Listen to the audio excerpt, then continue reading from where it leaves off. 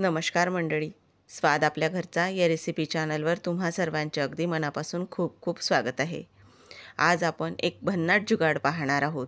एका साध्या भाजीपासून आपण बनवणार आहोत बटाटा वडा, ब्रेड पकोडा आणि वडापाव. हो, तुम्ही बरोबर ऐकलत.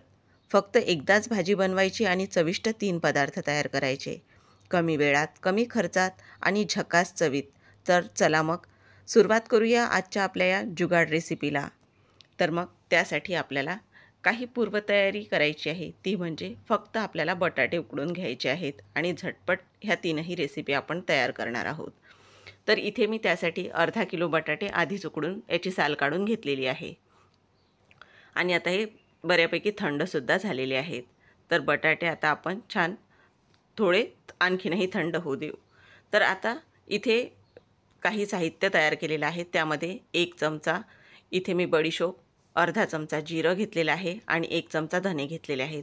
असं हे जाडसर मी कुटून घेतलेलं आहे आणि 5 ते 6 हिरव्या मिरच्या, 1 इंच आलं, कोथिंबीर आणि 5 ते 6 लसूण पाकळ्या. जाडसर असं मी याचा हा ठेचा तयार करून घेतलेला आहे. आता एका भांड्यामध्ये आपले जे बटाटे आपण उकडून घेतलेले होते ते हाताने असे आपल्याला तोडून घ्यायचे आहेत. म्हणजे आपल्याला फोडणीमध्ये टाकायला हे अगदी सहज सोपे जातात. त्यासाठी आधीच हे तोडून घ्यायचे. बऱ्याचदा यावर फोडणी टाकल्या जाते, पण आपण असं न करता हे फोडणीमध्ये टाकणार आहोत. त्यासाठी इथे सर्वच बटाटे मी तोडून घेतलेले आहेत. आता आपण एका भांड्यात तेलसुद्धा टाकणार आहोत. तर तेल आता इथे आपल्याला जास्त वापरायचं नाही. बघा इथे मी 1 ते 1.5 पळी एवढंच तेल टाकलेलं आहे आणि तेल छान गरम आपल्याला करून घ्यायचं. तेल छान गरम झाल्यानंतर यामध्ये 1 चमचा मोहरी घातलेली आहे. मोहरी छान फुटू द्यायची आणि त्यानंतर हा ठेचा आपल्याला यामध्ये घालायचा आहे.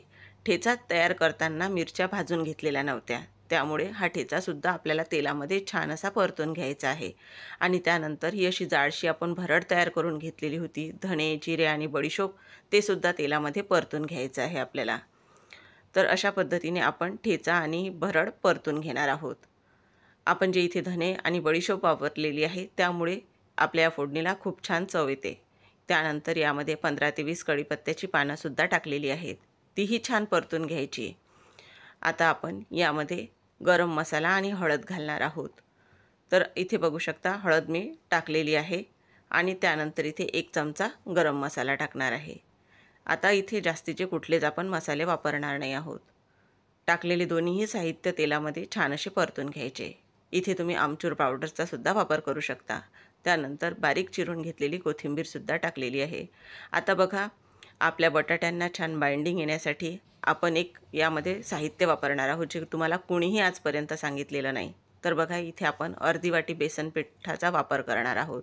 कारण जी भाजी आपण ब्रेड पकोडा, वडापाव तयार करणार आहोत, तर त्यामध्ये अजिबातही आपली बटाट्याची नुसतं भाजीच लागायला नको.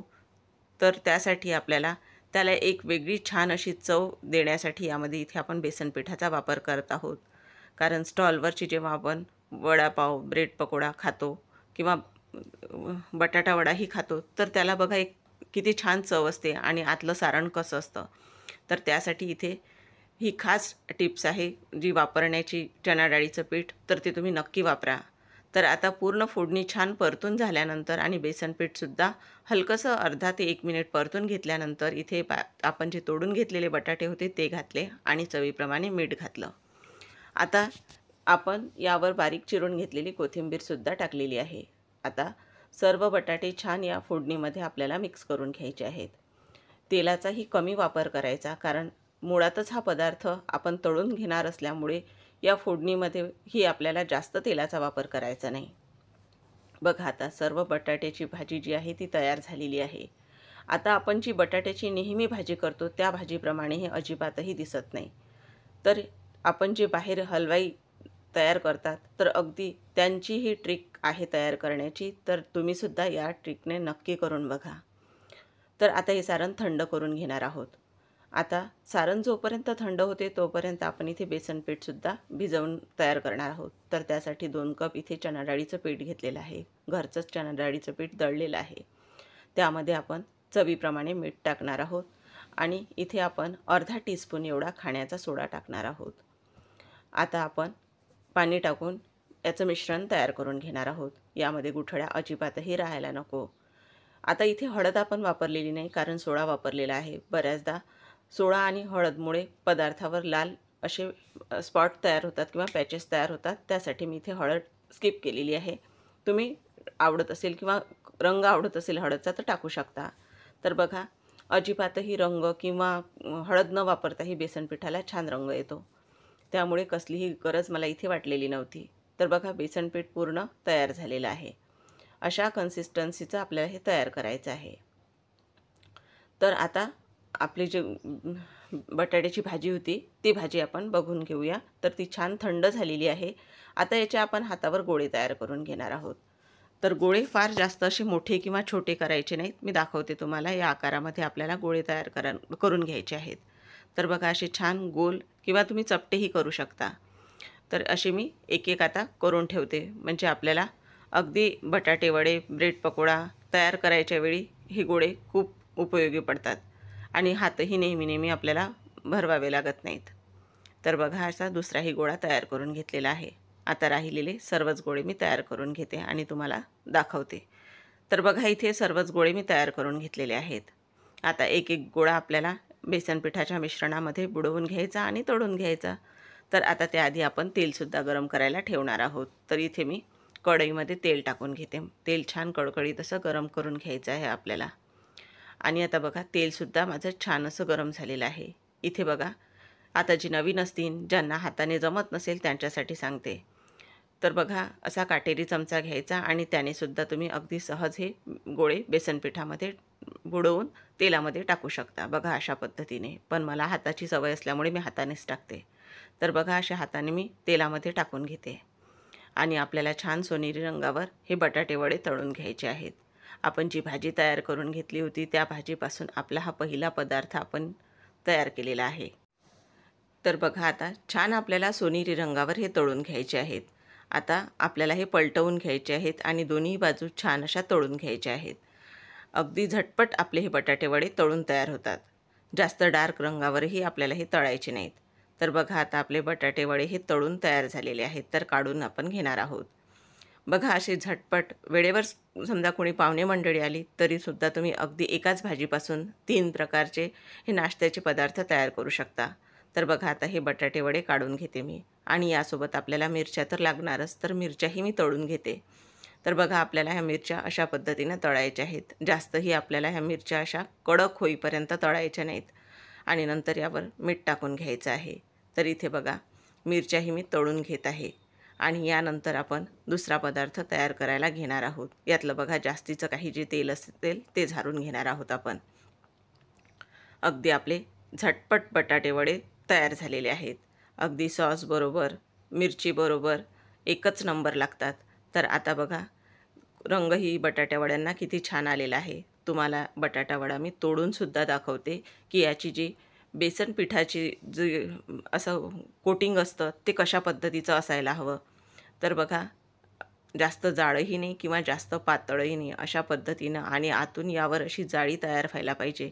तर बघा, अशा पद्धतीने हे आपले बटाटे वडे तयार करून झालेले आहेत. तुम्ही नक्की करून बघा. आता दुसरा पदार्थ आपण तयार करणार आहोत. तर त्यासाठी इथे मी जी आपली भाजी होती बटाट्याची त्याचे लहान गोळे तयार करून घेतलेले आहेत वडापाव तयार करण्यासाठी आणि ते गोळेसुद्धा आपल्याला अगदी बटाट्या वड्यासारखेच तयार करून घ्यायचे आहेत. फक्त त्याची साईज मी लहान घेतलेली आहे.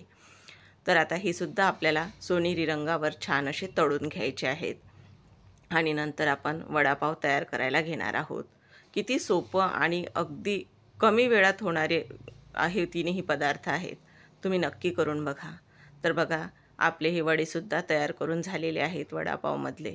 आता आपण दुसरे वडे तळून घेणार आहोत. पण त्याआधी बघा, असं मी हाताने थोडे अशी बारीक यावर टाकण्यासाठी अशी भजी तयार करून घेत आहे. तर अगदी आपल्याला हाताने हे तयार करता येतात. अगदी आपल्याला वडापावमध्ये टाकण्यासाठी आपण तयार करत आहोत. आता इथे फक्त मी यामध्ये टाकली जाणारी चटणी जी आहे ती तयार केलेली नाही, जी शेंगदाण्याची चटणी असते. कारण आज आपण जुगाड रेसिपी करत आहोत. तर त्यासाठी इतना तो चलता है. तर बघा, आता हे छान मी तळून घेतलेले आहे. आता आपण हे पावसुद्धा कट करून घेणार आहोत. तर असा मध्यभागी मी छान असा कट करून घेत आहे. हाताने सुद्धा करता येतो, पण बऱ्याचदा तो थोडा वेळावाकडा असा तयार होतो. त्यामुळे मी इथे सुरीची मदत घेतलेली आहे. तर बघा असा कट करून झालेला आहे. त्यावर छान असं आपण सॉस लावून घेणार आहोत. तुमच्याकडे रेड चटणी असेल तर तीसुद्धा तुम्ही लावू शकता. तर बघा असा सॉस लावल्यानंतर इथे आपण हिरवी चटणी याला लावून घेणार आहोत आणि दोन्हीही भाग छान असे आपण तयार करून घेणार आहोत. आता यावर आपण जी बारीक अशी भजी तयार केलेली होती ती ठेवून घेणार आहोत आणि नंतर यावर जो आपण वडा तयार करून घेतलेला आहे तो ठेवणार आहोत. तर बघा आपला जुगाडू वडापाव तयार झालेला आहे. आता मिरचीचीच कमी राहिलेली आहे फक्त, तर तीसुद्धा ठेवून घेऊया आपण. तर बघा आहे ना खरंच जुगाडू रेसिपी. तर बघा आता दुसरी ही रेसिपी आपली तयार झालेली आहे. झटपट असा वडापाव केव्हाही खावासा वाटला तर तुम्ही अगदी वेळेवर सुद्धा तयार करून घेऊ शकता. इतका सहज सोपा आणि करायलाही तितकाच भन्नाट. तर बघा आता अशा पद्धतीने आपला हा वडापावसुद्धा तयार झालेला आहे. तुम्ही नक्की ही रेसिपी ट्राय करून बघा. तर आता दिसतोय ना बघा यात काय तुम्हाला अशी कमी जाणवत आहे. तर बघा अशा पद्धतीने तुम्ही मुलांना टिफिनलाही देऊ शकता. एखाद्या वेळी काही चमचमीत द्यायचं असलं टिफिनमध्ये तर, आणि संध्याकाळच्या नाश्त्यासाठी सुद्धा तुम्ही वेळेवरही तयार करू शकता. आता आपण तिसरी रेसिपी पाहणार आहोत ते म्हणजे ब्रेड पकोडा. नेहमीचे ब्रेड वापरण्यापेक्षा मी इथे ब्राऊन ब्रेड वापरलेले आहेत. या ब्रेडचा सुद्धा तुम्ही एकदा ब्रेड पकोडा तयार करून बघा. तर आता इथे 4 स्लाईस घेतलेले आहेत मी आणि यावर आपण आता चटण्या लावून घेणार आहोत. तर इथे मी हिरवी चटणी आधी लावून घेते. पूर्ण सगळीकडे एकसारखी पसरवून घ्यायची आहे आपल्याला. आणि आता आपल्याला त्यानंतर दुसऱ्या स्लाईसला सॉस लावून घ्यायचा आहे. बघा अशा पद्धतीने हा सॉस मी लावून घेतलेला आहे. यामुळे ब्रेड पकोड्याला खूप छान चव येते. तर इथे आंबट गोड चवीचा असा हा ब्रेड पकोडा आपला तयार होतो. आता आपण जे गोळे तयार करून घेतलेले होते त्यातलाच एक गोळा घेतलेला आहे आणि इथे आपल्या स्लाईसवर मी अशा पद्धतीने ही भाजी पसरवून घेतलेली आहे. आता दोन्ही स्लाईसवर बटाट्याची भाजी लावून झालेली आहे. आता अशा पद्धतीने दोन्ही स्लाईस एकावर एक ठेवून घ्यायचे आहेत आपल्याला. आता जास्तीची काही भाजी बाहेर आलेली असेल तर ती बोटांनी आतमध्ये लोटायची. आता सुरीने आपण हा कट करून घेणार आहोत.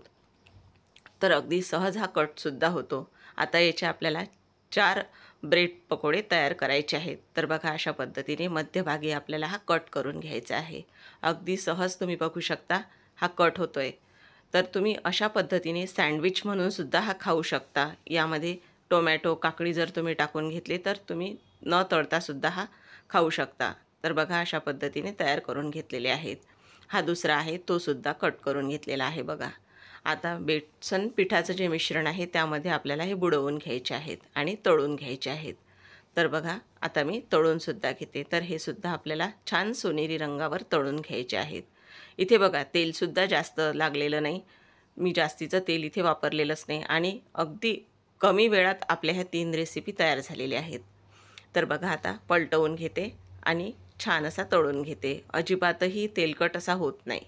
तर इथे आपण ब्रेड पकोडासुद्धा छान असा तळून घेतलेला आहे बघा. आणि आता आपण जे राहिलेले आहेत ते सुद्धा तळून घेणार आहोत. तर यासोबत तुम्ही टोमॅटो सॉस, हिरवी चटणी हे सुद्धा खायला घेऊ शकता. इतके हे चवीला भारी लागतात. काहीच नसलं तर हिरवी मिरची तर आहेच मग. आता दुसरासुद्धा टाकून घेतलेला आहे तळायला आणि तो सुद्धा असाच तळून घेते छान सोनेरी रंगावर. म्हणजे आपले झटपट हे ब्रेड पकोडेसुद्धा तयार होतील. तर अशा पद्धतीने बघा एकाच भाजीपासून आपण झटपट अशा 3 मस्त रेसिपीज तयार केलेल्या आहेत. बटाटा वडा, वडापाव, ब्रेड पकोडा, चवदारही आणि वेळेची बचतही. जर ही रेसिपी तुम्हाला आवडली असेल तर व्हिडिओला लाईक करायला विसरू नका आणि अशाच भन्नाट रेसिपी पाहण्यासाठी चॅनलला नक्की सबस्क्राईब करा. तुमच्या खास प्रतिक्रिया, सूचना तुम्ही खाली कमेंट बॉक्समध्ये नक्की द्यायला विसरू नका. तुम्हाला कोणत्या रेसिपीज आणखी पाहायला आवडतील ते सुद्धा सांगा. चला तर पुन्हा भेटूया नव्या रेसिपीसोबत. तोपर्यंत मस्त खा, स्वस्त राहा. धन्यवाद.